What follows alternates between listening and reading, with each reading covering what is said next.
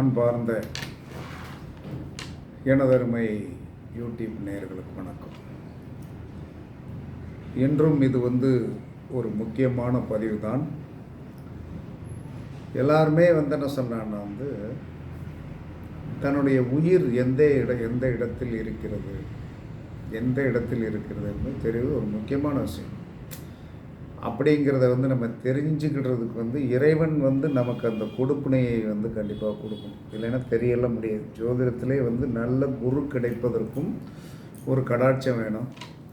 சில பேர் என்ன சொன்னால் சண்டை போடுறதுக்குனே வருவான். எதுக்கு சண்டை போடுறதுக்குனே வருவான்? ஏன்னா நான் என்ன சொல்கிறேன்னா, என்னை பொறுத்தவரை என்ன சொல்கிறேன்னா, இப்போ நம்ம ஒருத்தரிடம் நம்முடைய ஜாதகத்தை பார்க்க வருகிறோம். அவர்களிடம் நம்ம ஜாதகத்தை கொடுத்து அவர்கள் சொல்வதை கிரகிப்பது தான் கிளையண்ட்டோடைய வேலையை தவிர, கிளையண்ட் கிளாரிஃபிகேஷன் பண்ணிக்கிட்டே இருந்தால், கிளாரிஃபிகேஷன் பண்ணுவதற்கு என்ன சொன்ன பட்டிமன்றமா? ஜோதிடம் பார்க்க வர்ற இடத்துல பட்டிமன்றம் நடத்திக்கிட்டே இருக்கக்கூடாது.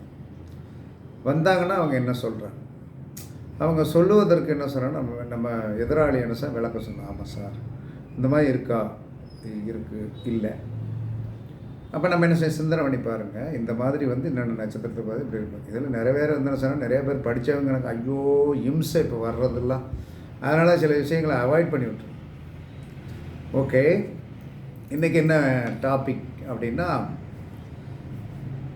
ஆண்களுக்கு அவர்கள் பிறந்த திதியோடைய அமைப்பின்படி எந்த இடத்தில் உயிர் இருக்கிறது என்று சொல்லி ஒரு வீடியோ போட்டாச்சு.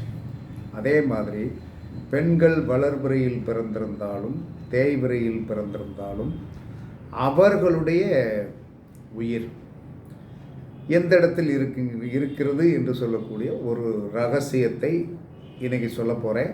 ஏன்னா ஒருத்தருக்கு சொல்லிவிட்டு இன்னொருத்தருக்கு சார் எங்களுக்கு சொல்லலையே அப்படின்னு சொல்லி எல்லா பெண்களுமே என்ன சொன்னான்னா சங்கடப்படுவாங்க. அதனால் இன்றைக்கே இந்த 2 வீடியோ உங்களுக்கு தெரிஞ்சிடும், பார்த்து பயன்பெறுங்கள். அதான் என்ன சொன்னான்னா, முதல்ல தேய்பிறை அப்படின்னா, தேய்பிறை அமாவாசை திதியில் ஒரு பெண் பிறந்திருந்தால் அவளுடைய உயிர் என்ன சொன்னான்னா உச்சந்தலையில் வலது சைடு இருக்கு இல்லையா, வலது சைடு. தேய்பிறை அமாவாசையில் யார் பிறந்தாலும் உச்சந்தலையின் தலை இதில் வலது சைடில் தான் அந்த பெண்ணுடைய உயிர் இருக்கிறது.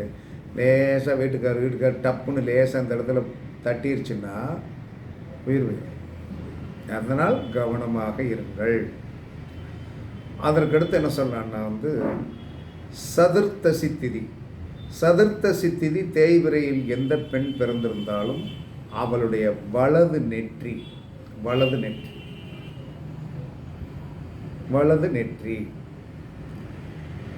சதுர்த்தசி திதிக்கு. திரையோதசி திதி தேய்பிறை திரையோதசி திதியில் பிறந்திருந்தால் அவர்களுக்கு என்ன சொன்னா வலது புருவம் நெற்றி என்பது வலது நெற்றி என்பது இந்த இடத்துல, புருவம் வலது புருவம் என்பது திரையோதசி திதிக்கு. அதற்கடுத்து 12வது திதி துவாதசி திதிக்கு வலது தாடை என்று சொன்னால் வலது தாடை இந்த இடத்துல உயிர் இருக்கிறது. அதற்கடுத்து என்ன சொல்றான்னா ஏகாதேசி தேய்பிறை ஏகாதேசி திதியில் யார் பிறந்திருந்தாலும் அவர்களுடைய வலது உதட்டில் அவர்களுடைய உயிர் இருக்கிறது. ஓகேவா? இதை நல்லா ஓரளவு லேடிஸ் புரிஞ்சுக்கிடுவீங்க. அந்த வலது உதட்டில் இருக்குது, வலது சைடு உதட்டில் இருக்குது. அதற்கடுத்து என்ன சொன்னான்னா வளர்பிறை தசமி திதியில் யார் பிறந்திருந்தாலும் அந்த பெண்ணுடைய தேய்பிறை தசமி திதி நான் சொல்கிறது பூரா தேய்பிறை தசமி திதியில் யார் பிறந்திருந்தாலும் பெண்ணின் வலது கன்னத்தில் அவளுடைய உயிர் இருக்கிறது. அதற்கடுத்து என்ன சொன்னான்னா தேய்பிறை அதாவது என்ன சொன்னான்னா தேய்பிறை நவமியில் யார் பிறந்திருந்தாலும் வலது கழுத்தில் இருக்கிறது. வலது கழுத்து தேய்பிறை தசமிக்கு என்ன சொன்னான்னா வலது கன்னத்தில் அவர்களுடைய உயிர் இருக்கிறது. அதற்கடுத்து தேய்பிறை அஷ்டமியில் போய் பிறந்திருந்தால் வலது அக்குளில் அந்த பெண்ணுடைய உயிர் இருக்கிறது. தேய்பிறை சப்தமியில் பிறந்திருந்தால் இந்த நமஸ்காரம் பண்ணுவோம் இல்லையா, வணக்கம் அப்படின்னு சொல்லக்கூடிய இந்த இடத்தில் என்ன சொன்னால் இந்த பகுதியில் இருக்கு.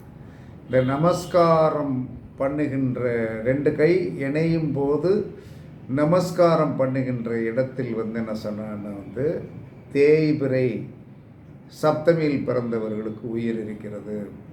ஓகேவா? அதற்கடுத்து என்ன சொல்கிறான்னா தேய்பிறை சஷ்டியில் பிறந்தவர்களுக்கு நாபி என்று சொல்லக்கூடிய தொப்புளில் இருக்கிறது உயிர். அதற்கடுத்து தேய்பிறை பஞ்சமியில் போய் பிறந்தவர்களுக்கு அடிவயிற்றில் என்ன சொல்கிறான்னா அவர்களுடைய உயிர் இருக்கிறது.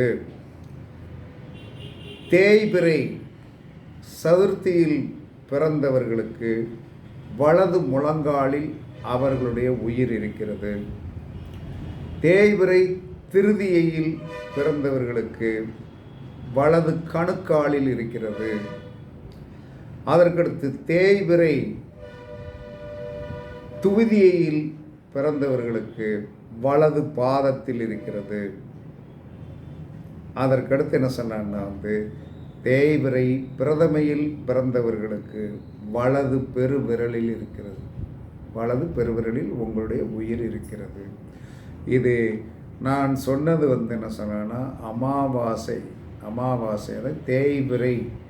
தேய்பிறை அமாவாசையில் இருந்து கீழே அப்படியே இறங்கி வந்தேன் தலையிலிருந்து பெருவிரல் வரைக்கும் 15 திதிகளுக்கு சொல்லியாச்சு. இது பெண்கள் தேய்பிறையில் பிறந்திருந்தால் இது கண்டிப்பாக நீங்கள் பரிசித்து பார்க்கலாம். நான் என்ன சொன்னேன்னா இந்த வீடியோ போட்டுக்கிட்டு இருக்கும்போது என்னுடைய நண்பர்னால் கொஞ்சம் ஜோதிட நண்பர் அப்படின்னா ஒரு சிசேபிள் மாதிரி அவர் வந்தவொடனே என்ன சொன்னாங்க, நீ என்ன திதியில் பிறந்தடா அப்படின்னு கேட்டேன்.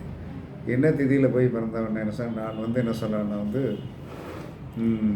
தேய்பிறை சதுர்த்தி திதியில் போய் பிறந்தேன் அப்படின்னு. தேய்பிறை சதுர்த்தி. அப்போ தேய்பிறை சதுர்த்தி திதியில் போய் பிறந்ததுனால அவருக்கு எந்த இடத்துல ஆப்ரேஷன் நடந்தது தெரியுமா?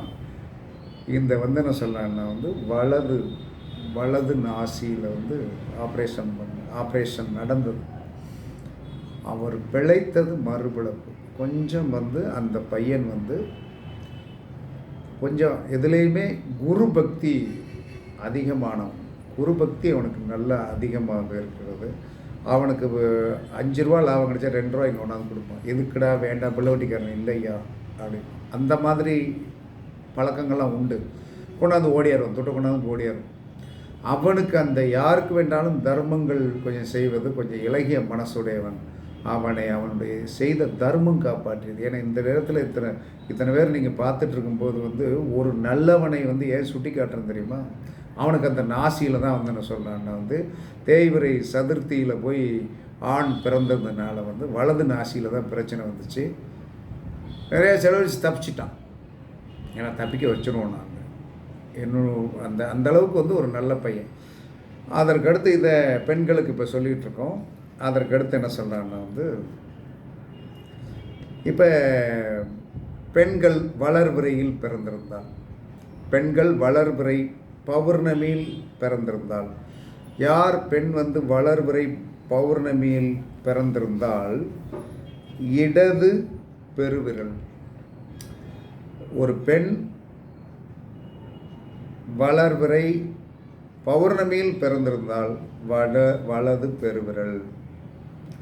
அதற்கடுத்து வளர்பிறை சதுர்த்தசி திதியில் போய் பிறந்திருந்தால் வலது பாதம், இடது பாதம். அதே மாதிரி பௌர்ணமியில் பெண் பிறந்திருந்தால், வளர்பிறையில் பிறந்திருந்தால் இடது பெருவிரல். ஓகேவா? இடது பெருவிரல். இப்போ நான் சொல்கிறது பூராமே இடது பக்கம் சார்ந்தது.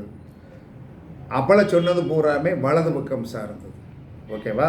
அதுக்கடுத்து இதில் ஒரு முக்கியமான விஷயம், திரையோதசி திதியில் பிறந்திருந்தால், திரையோதசி திதி என்று சொல்லக்கூடிய வளர்பிறை திரையோதசியில் பிறந்திருந்தால் கணுக்கால், இடது கணுக்கால்.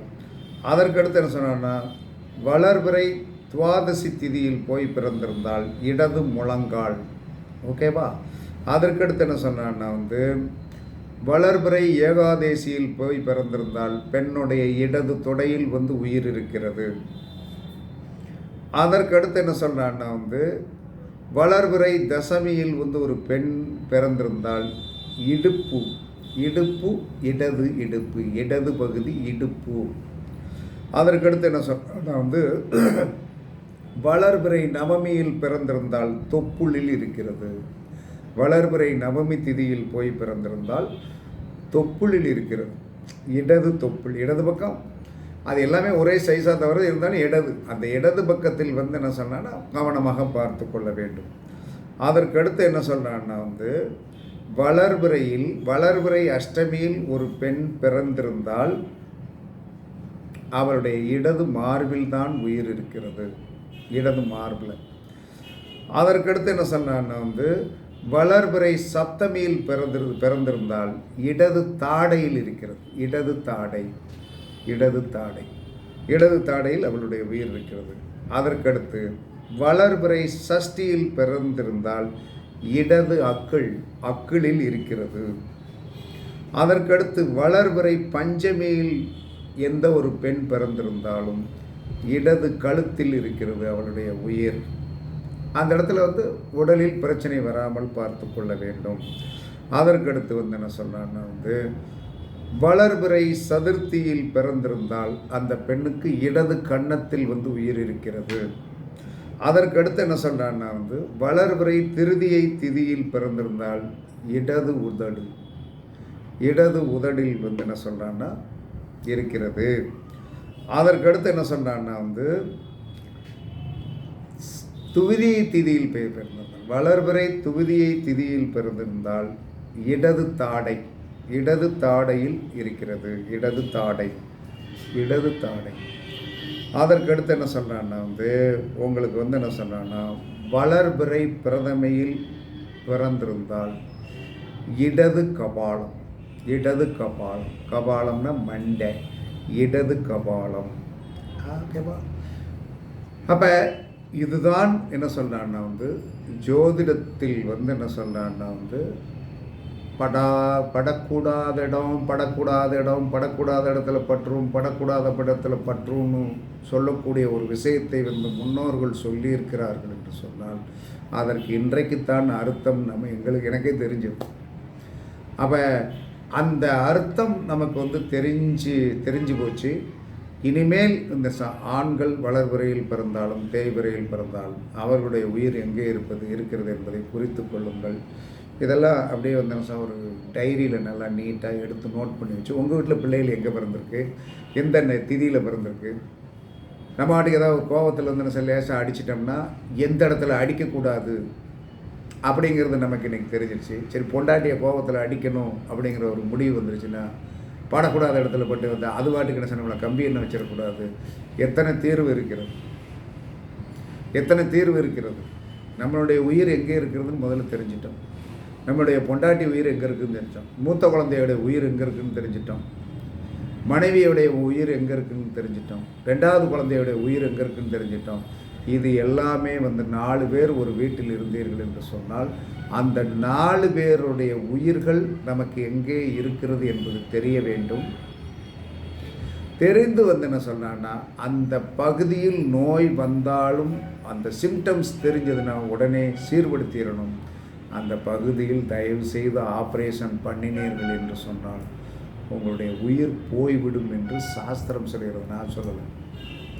அந்த இடத்துல உயிர் போயிடும் அப்படின்னு சொல்லிட்டான். அப்போ என்ன சொல்கிறான்னா இந்த இடங்களில் நமக்கு கடவுள் புண்ணியத்தில் எந்த பிரச்சனையும் வராமல் இருக்க வேண்டும் என்பது தான் எல்லோருடைய ஆசையும்.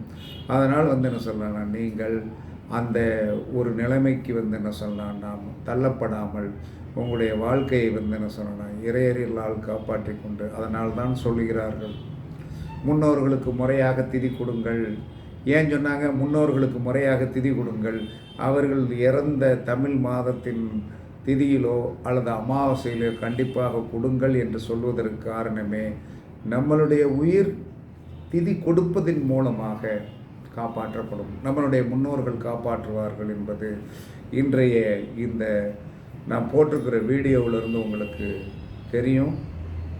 பயன்படுத்துங்கள், வெற்றி பெறுங்கள். கண்டிப்பாக உங்களுடைய வாழ்க்கை சேரும் சிறப்புமாக இருக்கும் என்று கூறி உங்களிடமிருந்து விடைபெறுவது சிப்பிப்பாறை ஜோதிடர் சாதி ராகவன் ஜெயபாலாஜி. சுகமே சூழ்க. வாழ்க வளமுடன், வாழ்க வளமுடன். வணக்கம், வணக்கம், வணக்கம்.